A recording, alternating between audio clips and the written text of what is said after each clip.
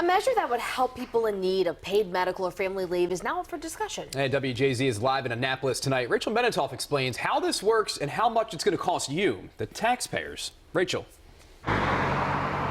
Rick and Nicole, good evening. It's called the Time to Care Act, and it will allow for up to 12 weeks of paid family leave. And it doesn't require any state funding. It's funded equally by both employers and employees.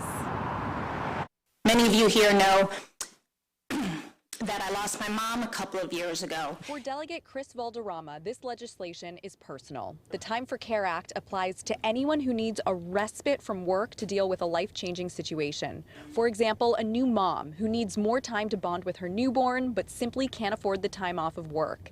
It also applies to someone who needs to care for a sick relative, child, or even themselves. Or maybe a loved one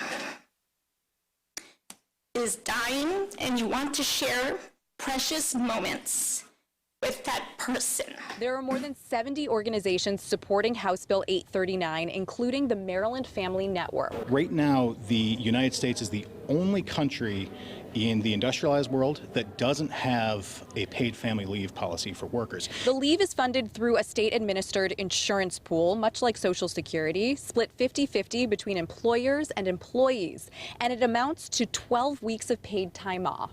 The average employee would be paying anywhere between $3 and $5, depending on the person's salary, and this would be deducted weekly from a person's paycheck.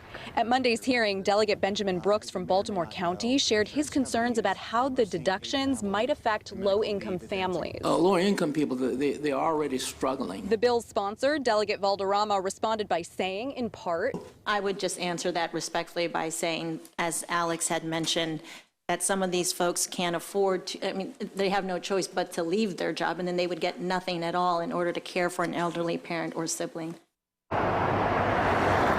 As part of today's testimony, the Maryland Family Network shared its poll, which shows that about 85% of Marylanders are in favor of this bill, even if it means a cut to their paycheck. We're live in Annapolis tonight. I'm Rachel Menitoff for WJZ.